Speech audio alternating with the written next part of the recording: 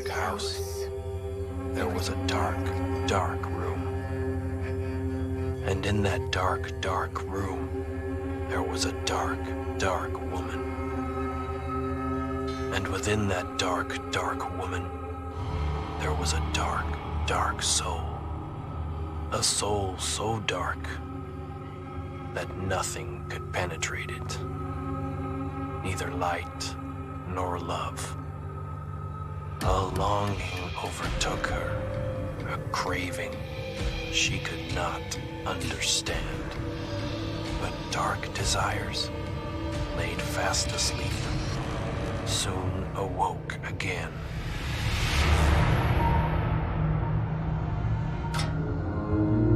Though she sought the light, she was made for dark. This was all she did know.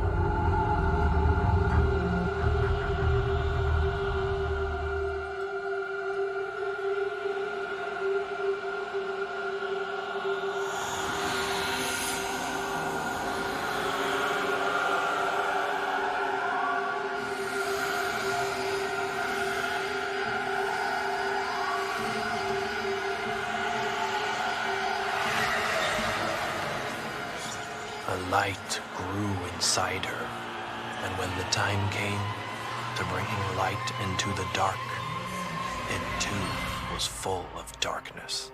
Her cries of grief echoed through the haunted air as she returned to the one she had wronged. But this time he would feel the evil from which she'd spawned.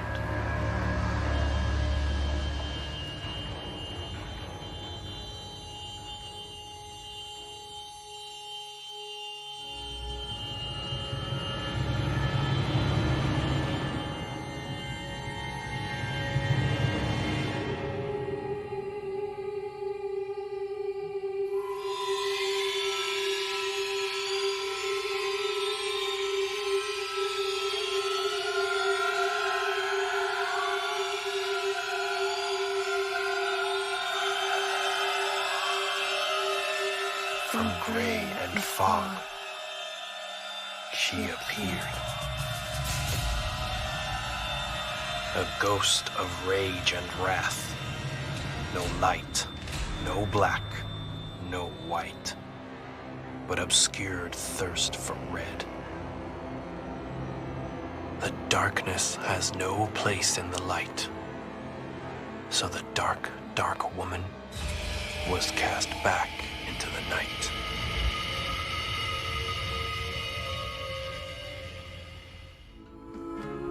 So it seems that this perverse lady who was tortured in the forest went on to live in darkness. So for those of you on the other side, be very careful, because she could be there right now, hiding in the darkest corners of your rooms. I'm Rod Wilson. Welcome to Nightmare Radio, where the horror story never ends. Coming back to calmness.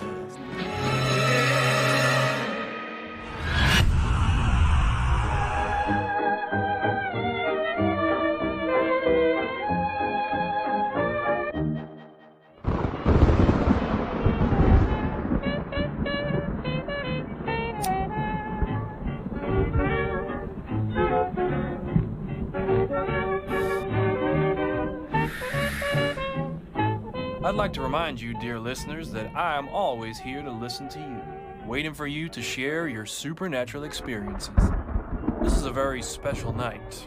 There's a heavy storm, and I'm sure you're all in your homes listening to the sound of the rain rattling against the windows and the wind flowing through the cracks. While we await the first call, I'll share with you a little story. I remember the first time I saw a dead body. It was my grandmother's. She died alone in her bedroom. They called an ambulance, but there was nothing they could do. I was 8 at the time. I sneakily spied from behind the door. I saw my mother get up close to my grandma and take something out of her pocket and place it over my grandmother's eyes.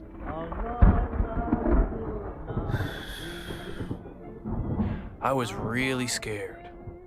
So scared I almost peed my pants. But when I calmed down and paid close attention, I realized that they were coins.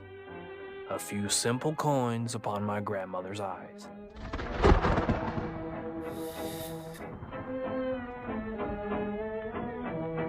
Sometime later, I asked my mother why she had put those coins on my grandmother's eyes, and she told me. It turns out, a long time ago, people believed that there was a river separating the land of the living from the land of the dead. To reach the underworld, the dead had to cross the river Acheron. Upon a boat sailed by a man named Caronte, he would charge them a small coin. This tradition was passed on from generation to generation for thousands of years. All this reminds me of another story that I was told when I traveled to Australia. A little girl was forced to do a very particular and spine-chilling job. You must overcome this ridiculous phobia. Death is how we make a living. But what if you die? Who will look after me? This is what you must learn.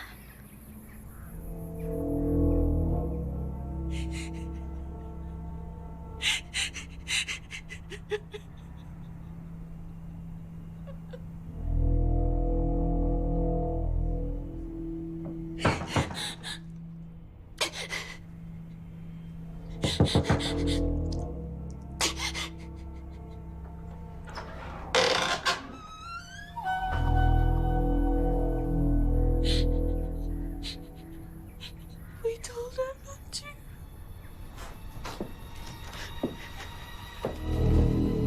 Bring the equipment, please. He fell from the horse.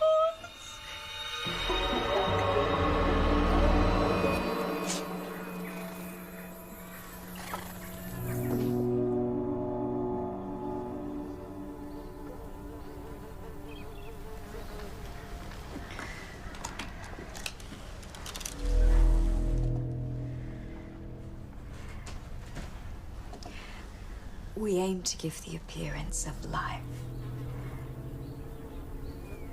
This is the only memory we'll have of her. Mary. Mary! Mary. That's my daughter's name.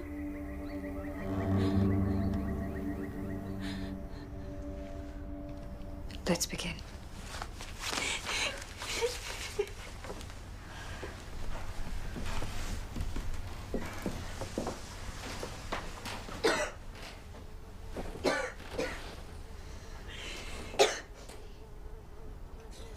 How long since she passed? 2 weeks.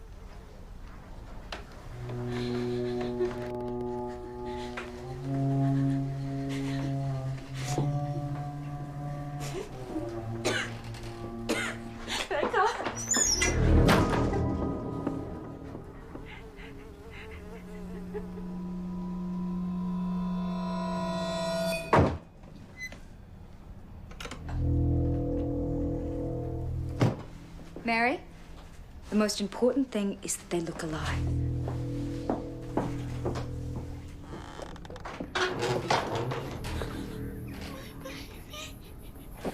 My baby! Please, please, I told her not to. I told her. Take her. Oh, Mother, I can't. You can have this back when you do what I say.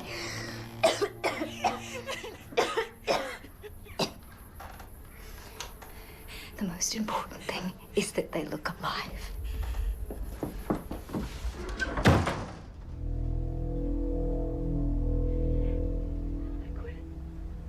couldn't fix it. We're going to make her look beautiful. She fell. The horse. Her neck was broken.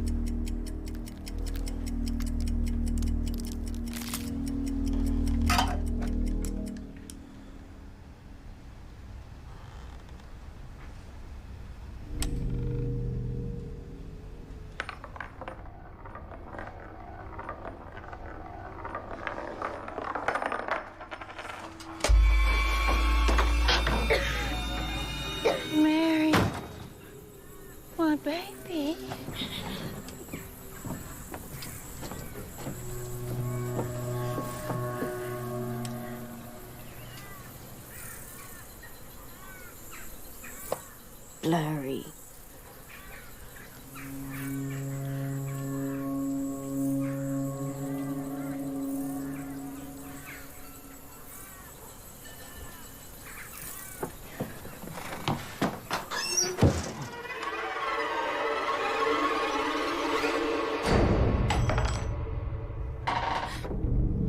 I just thought that make her look more alive. Damn horse killed my baby.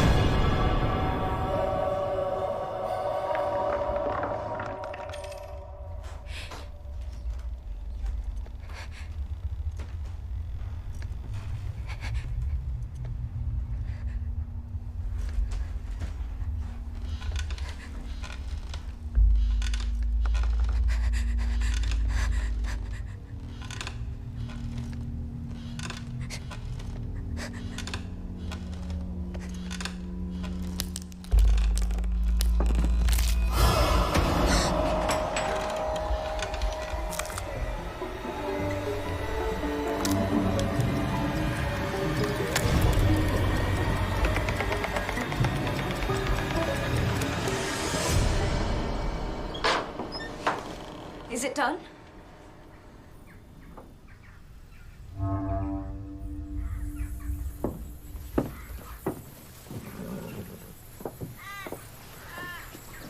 She looks so alive.